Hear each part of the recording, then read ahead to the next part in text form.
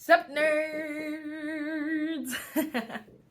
So, for today, we're a little bit closer, and not for any particular reason other than I'm lazy and I don't want to move my camera stand. But it's fine. Today, I'm actually so excited for this video.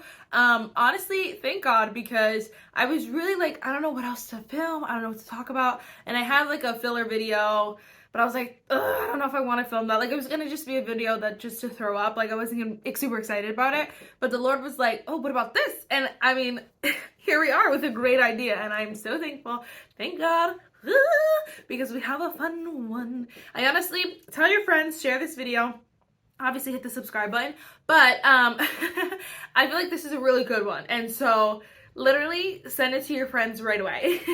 Like I said, I want to do some more movie content. I feel like this is the best way to bridge the gap a little bit, just for now, because it's hard. I gotta watch like a lot more movies. I don't watch that. I watch movies when they're new, basically, and that's about it. Because I love TV shows, honestly, and I love reading. So I'm like reading or watching a TV show. So we can talk about some TV shows too eventually. But anyway, I feel like this is a great bridge because it was books and movies that are the same. So if you did not read the title and you're like, what are you talking about? Today we are talking about books that were turned into movies that the movies did a terrible terrible representation of the book. And I think it's funny because they have a perfect script right here for them, and for some reason they suck so bad. So anyway, let's jump in. Like I said, hit the subscribe button, hit the thumbs up. Now let me stop talking about this stuff. Now let me stop talking. Let me stop introing because we gotta get started. Yeah. Alright, I don't even know what order to go in. I honestly want to go in. I want to mention this one first because honestly, this is the least. I'm the least angry with this one, and that is I Am Number 4. So this is from Pittacus Lore. I've been reading this recently. If you guys have not been keeping up with my TBRs and stuff like that. I just finished this one. I finished the second one as well. And honestly, I only think the biggest downfall of this book is I think it was the character's age that they chose. Because in this one, the main character is like 15, 16. And I think in the movie, and I think they might have tried to keep him like, he was in high school, I know that for sure. But he probably looked more like 18. And although it's not a big deal, you know, when you're doing one single movie or like you're filming a bunch at one time, this book is 7 books long. This series is 7 books long, and so that's, you know, let's say 7 movies if they decided to do it like exactly. That's 7 movies, probably over 7 years. And so by the time, you know, the main character in this one, whether it's a year, it might not literally be a year in the books, because yeah, no, they're right after each other, so it's probably like maybe 1 year in total. But filming and stuff is a lot harder, and so for someone to start off looking 18 years old, by the end of it they're gonna look, what, 25, and the character's still supposed to only be 17, 18, you know what I mean? It's just, it's hard. I mean, maybe even 16, and so it's hard, and I think that that's why they stopped making these movies, because honestly though, I think this one had the biggest chance of being good. And like, so I mean, obviously it's so hard because like the Twilights, obviously, and the Hunger Games, they're all older than they claim to be, but it's such a short, there's not 7 books long, you know what I mean? It's not as long, and so you don't have to, you honestly don't have to film for as long, you know? And so like even as Bella, like in the Twilights, gets older, she, Kristen Stewart still looked basically the same, you know? It's hard, you know? It's a small line that I think the directors probably of the movie were probably just like, let's not even risk it, let's just let the first one be good and move on. Because honestly, as far as like the storyline, the movie did a pretty good job. I do think the villains, I don't know what their names are, I always forget, the Magnorians or something like that, in the movie were a little bit like super harsh, like really like they had those things that they put in the body and like it swirled around in you and like killed you from the inside out. Like that was obscene, and that wasn't in here as for in the first book. I don't know if maybe it's in a different book, but I was like, what the freak? But honestly, as far as events and stuff go, they were pretty similar. It was a little bit again, they're a little bit younger in this. It feels like a lot of the things they say, a lot of their actions are a little bit younger in this. I feel like just because they picked older characters, that's what I think threw it off, honestly. But again, it's not really that deep. This one wasn't that bad. And the rest of these are horrible. That one's not that bad. And I do think too, the way the second book is it's like two different stories. And so it wouldn't have been hard to do that in film, I don't think. But I do think the problem would have been, a character who was the main character of this, or made however much money from the first movie of this, would now make so much less in the second one, but may need to be featured in all 7 of the movies. And they probably don't want to sit around twiddle their thumbs, for that long. So I think that's where it was hard to, maybe, as far as a director goes, or a cast goes. It's a little bit difficult, especially, again, you're aging, you're changing your hair, you're doing all this stuff, and this is a 7-year long movie. Calm down. That's a lot for me, Again, this is just speculation as far as that goes, but I do think that the problem with this one was just their ages. So another one that their ages were awful. They are actually remaking these. So I honestly have hope that they may remake I Am Number 4 into a TV show and do it right, because honestly these books are really good. But they are actually making this into a TV show. This is the Rick Riordan, The Lightning Thief, Percy Jackson and the Olympians series. This is Use and Abuse. Use and Abuse. I let my friend read it, and it was already a little bit used and abused, but it's way worse now. Oh my gosh. I need a new set. Even though I don't read them. Anyway, this was... The problem with that movie is way worse than is just a stab in the gut. Why the heck, Annabeth, you read this book, and the biggest takeaway from this book is that Annabeth is a blonde with gray eyes, with stormy gray eyes. Percy says it 80 times in this book because he loves it about her, and he just always is her stormy gray eyes, her stormy gray eyes, her stormy gray eyes, her blonde hair. And you're like, what? Why in the world would you start the movie off with Annabeth as a brunette with blue eyes? I don't know who you thought you were, because literally it only says it 87 times. And that's not even the worst thing about this, because those characters were already 20 years old. He's supposed to be 14. He's supposed to be 16 by the end of the series. So if you start off 20 years old in the first movie, what do you think is going to happen by the time you get to the 5th movie? You're gonna be mad old. Not mad old, but you know what I mean. Compared to the book. So you're stupid. They even changed it. I rewatched this a little bit ago because I don't know why. Honestly, I don't know why.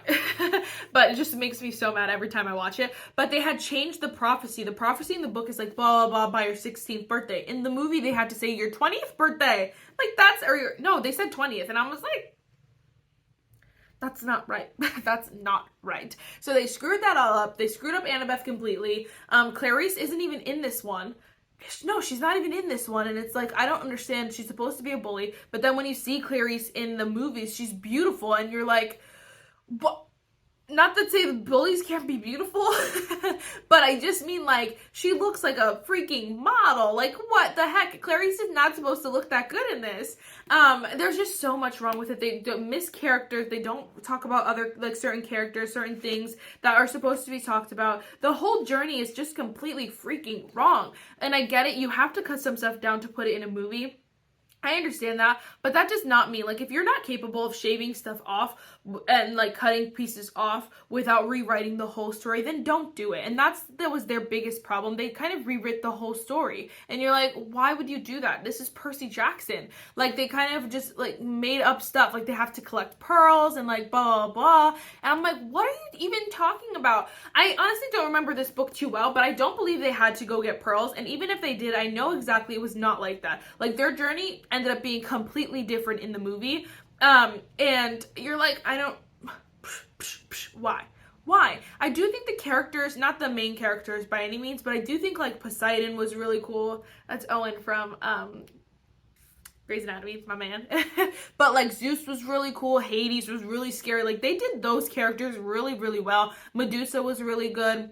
All those characters were really, really good, But the main characters were so freaking old. It just ruined the whole thing, the whole dynamic. Grover was honestly really cool as well, but he was just too old. He honestly could have been 25 and I would have believed you. Like, so it just didn't make sense. And I think that that was the biggest downfall of this story. I do think that you just miss a little bit of the adventure, because also, you know, like they're driving around for so much of the movie.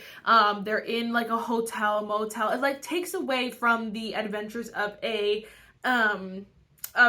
kid trying to find his mom, you know? Like, it's just like it takes away from that, and I do think that they just ruined it. And then it got even worse with the second movie. Like, they really tried. They made Annabeth's hair half brown, half blonde, and like kind of gray, and I was like, guys, you stop. Again, Clarice is in this. You're not even bothered by Clarice, which in the books, you hate Clarice. You're like, why are you such a jerk? But like in the movies, it's not like that at all. And I think that, again, they missed the mark, and it made me, this is what the frustrating thing is, that if you were making a movie out of thin air, or someone like, you know, was telling the story to you and you had to like kind of remember it, that's one thing, you know, you're not going to remember every single thing. This literally is a perfect script for you, and I get it. This whole, if you literally did every single thing in this book, it'd probably be a 3-hour movie. So I'm not saying do everything in that, but I just mean it's a perfect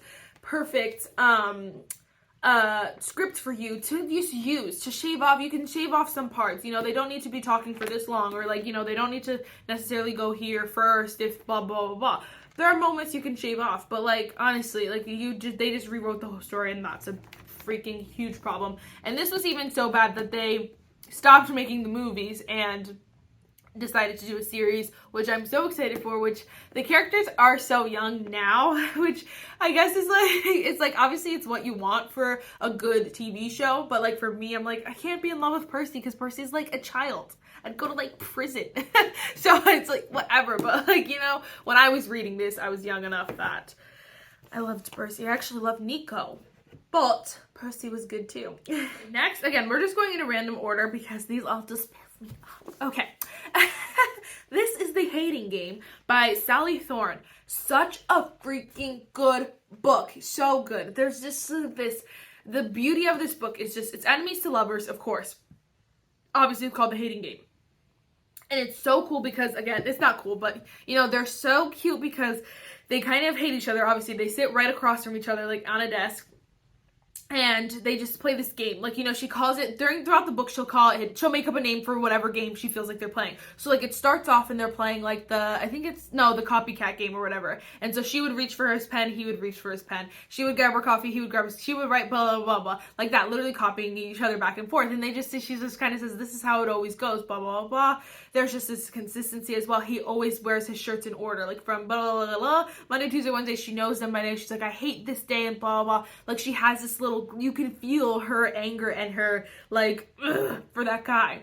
And in the movie, first of all, they don't even seem like they hate each other. You're just like, what are you even talking about right now? This is so stupid. But then there's this, like, then you slowly get to understand the, like, dynamic, and you start to see, like, the tension between them. The love tension, the loving tension between them, and you're like, this is actually super, super cute. Like, you know, he'll do something for her, or like, you know, just little things that you notice, or obviously she notices and they bring up in the book, but it just catches you. And I think the author did this so well, where you just, you feel like they're enemies to lovers. It's not enemies and then you're like, why are you in love right now? You hate each other. You know what I mean? It's the perfect just build up, perfect conflict, perfect, everything is so perfect. And I think she just did it so, so well.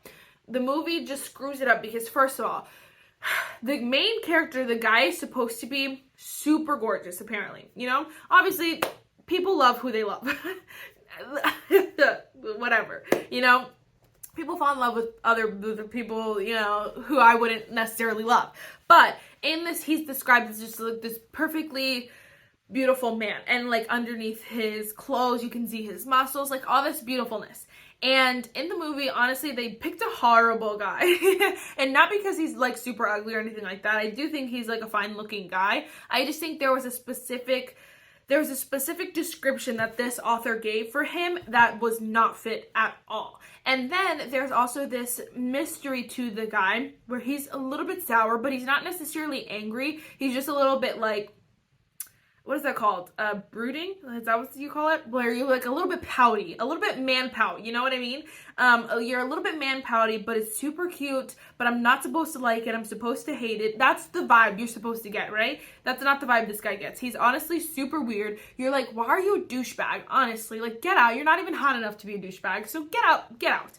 Honestly, there's nothing charismatic about him that you want more. And again, that's hard because in the movie's defense, how am I gonna find a guy like that? You know, it might have been hard, but like, it's just, as an actor, like, as I'm not an actor, but I've done musical, I've played parts, there is a character that you need to hold true to, and certain roles you can't make your own too much. You know, there are certain roles that you can obviously play around with, whatever, but there are other roles that like need to stay true or else you ruin the whole story. And so that kind of, I felt like that was the vibe. Like, he didn't hold true to the character as much as he should have in the book, and as much as he should have, and then it ruined it was a downfall of the movie. I do think some of the lines, they were kind of messed up as well. Some of the banter wasn't as like fun. You weren't like, you were kind of like, that was weird. And it just is so awkward, and I hate that movie, honestly. I do. And I think the girl was fine. The main girl was fine. I do think that was a moment where I was like, see, she was good because she stuck to the character. She did everything pretty well. I just honestly think, like, obviously the girl in the book is like you can't find her. She doesn't exist. But I think she was great. I just think the guy really just ruined it. And I do think that there were some moments that were cut out that shouldn't have been cut out, based on like my memory, just different things that were just like, why, or different added things that shouldn't have been there. Like, it just was uncomfortable. It just got weird. I should just say. And they both like, they seemed like, there's this like thing where I think the main girl was beautiful. I think she was pretty good. But this guy, they just don't look compatible, and that's the thing. You want them to be together. In the movie, you're like, stay far away from her, you little douchebag guy. But like, it's just, you know, it's so hard. It's interpretation, of course. But again, you know, his character was written so perfectly that you needed to get it together. I think that movie I honestly don't even remember when that movie came out, and I feel like I heard about it once or twice and then it kind of died, and I honestly don't know how it went as far as like numbers and stuff and money making, but I think it was terrible, so I hated that. Alright, last but certainly least. Honestly, no, Percy Jackson has to be the worst because they ended up stopping that. But the host is pretty awful as well. So I'm just cringing. I'm just throwing up remembering. This is Stephenie Meyer, the host. She is an amazing author. Again, this is a big book. If they did exactly everything in this book, this would have been a freaking 5-hour movie. But honestly, you could have just taken every piece, made a 3-book movie series. You could have made a duo. You could have made 2 movies. You could have done anything just to get as much information in there as possible, instead of cutting out 90% of the book, putting in your own garbage, and expecting us to like it? No. No. I always use this example too when I'm describing this book. It's like, the main girl is stuck. So if you guys don't know anything about the host, don't watch the movie, read the book. But the main girl is, she is in her own body, but then alien is stuck in her body, and the alien has control over her body. But usually the host, the person, the host? Whatever. Usually the person that's the person that belongs to the body dies when the host, the alien gets put in. Now, the main girl, she's still alive. So she is trying to talk to the alien girl, and she's like, come on, like, we gotta get out of here, blah, blah, blah. She ends up leading her back to her family, and her family is like, you're an alien, because she has the same eyes as the aliens. And so they don't want to kill her because they're like, no, she's in there. And they're like, no, she's not in there. She's lying, blah, blah, blah. They're going to lead, whatever. So anyway, they trap her. They live in this like it's like a weird, in the book, it's very descriptive of what it is, I should say. In your head, when you read the book, you don't picture that anything that's in the movie, which is why it's so annoying. I'm like, did you not read the book then? Because I know people picture a few different things, but there's no way you were that far off unless you're a dweeb.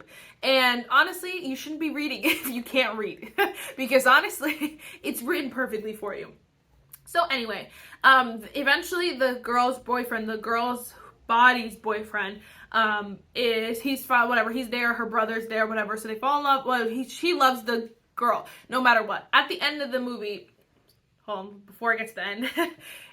There's another boy who ends up falling in love with the alien girl who's in the body. So it's the same body, but he really likes to like talking to her and just, getting to know her. In the book, there's enough development that it's not weird because they develop this friendship beyond looks. And that's the thing with the movie, is that it's almost instant he's in love with her. And there's no way that he's in love with her instantly unless it's for looks. And then in that case, you're screwed, buddy, because she's not going to look like that. And so at the end, they end up taking the alien out, putting it in a already dead person's body. That sounds wrong. But she was like, it was already an empty body, basically. And then the other girl ends up going back, is still in her body. So she's with her boyfriend, and then the alien is with the guy that fell in love with her. But you're like, what the freak, boy? She doesn't even look the same. So how do you even know her? Because, again, in the movie, there's no development. It's like, he's just like, hi, I love you. And then he kisses her, and you're like, what is going on? I'm so confused. In the movie, there is no, exactly, I said that already. I'm like, exactly what I said. There's no development, there's no growth, there's no relationship built, and that's the problem. I'm like, now it's weird. In the book, you have all these pages for development.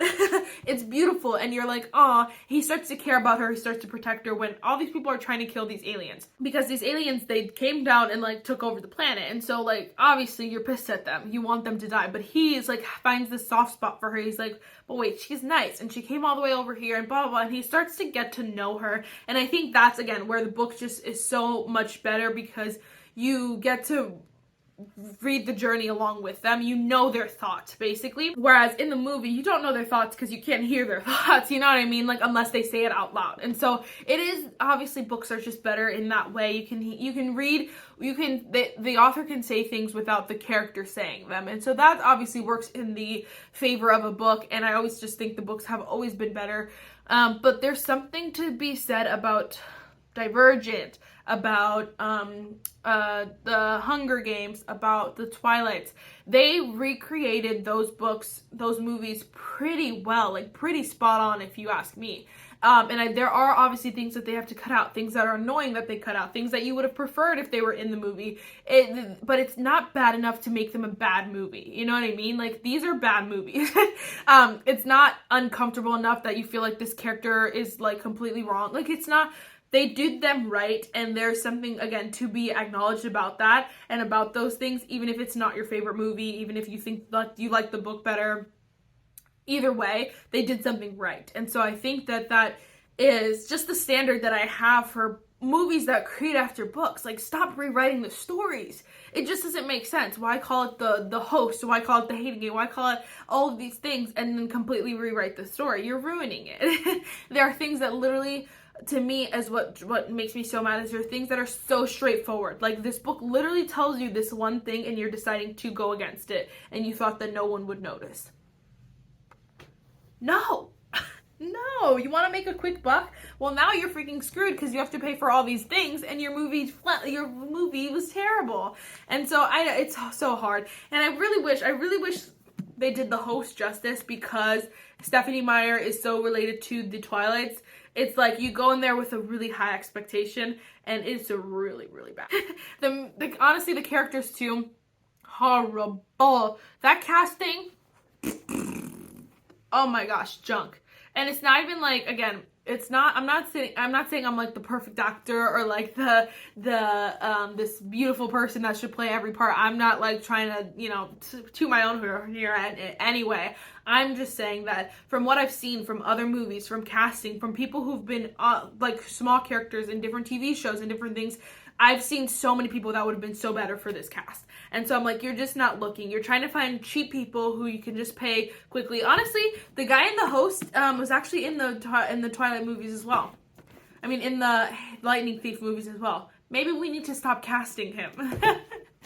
No, he's not that bad, but I think he's just maybe he's just a cheap guy. I don't know. I really don't know anything about him. But anyway, my point is, they're just trying to make, a quick buck, trying to pay these actors as this is my guess, as little as possible. So they're not going to get, these best actors. But I'm like, come on, you can tell when people really tried and really thought about the casting. As much as I hate Kristen Stewart, there's very few people who would have been able to fill that role. And they're apparently making a Twilight TV show. I don't know if anyone saw that. And I'm like, I don't know who you're going to put in there.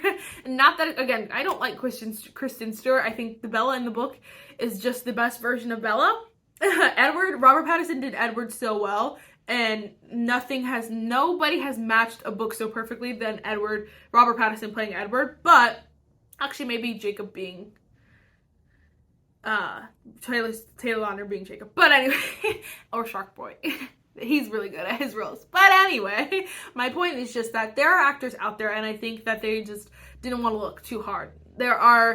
Not everyone will be completely perfect. Obviously, this is a made-up person, a made-up idea here, but you can get as close as possible, and you can get a good actor who, even if they look completely different, or because they don't necessarily need to look a certain way, or even if they're not exactly how they're described in the book, a good actor can embrace a role and make the role good. And so you just gotta find a good actor, and I really don't think they looked very hard. But anyway, that's all I have to say about these books. Please let me know. I really love this video. I love talking junk. And my mom, last night, I was saying something. My mom was like, she gets so mad. And I'm like, I do get so mad because I'm so passionate about what I'm saying, because these are so annoying. Like, it's the perfect guide. Look how big this guide is, and you did it wrong. You don't know how to read? Look. I can't get over it. Let me know if there's any other movies that were terrible. I feel like again, I don't remember the books of stars. Like, I've read Twilight in them so long ago. Twilight, Hunger Games, Divergent. I read them so long ago. I think the third Divergent movie was the worst representation of the book, but I feel like the first ones were pretty accurate. Again, pretty close, as close as you can get. So I feel like those are not, but please let me know other books that are movies that are terrible, or please let me know any other books that are movies that are really good. I like the single ones, like Sally Thorne's The Hating Games. I think those are fun. I just don't know very many of them. So let me know ones that aren't series, That is it, guys. I know I talked a lot, but I'm done now. Bye, nerds. Peace.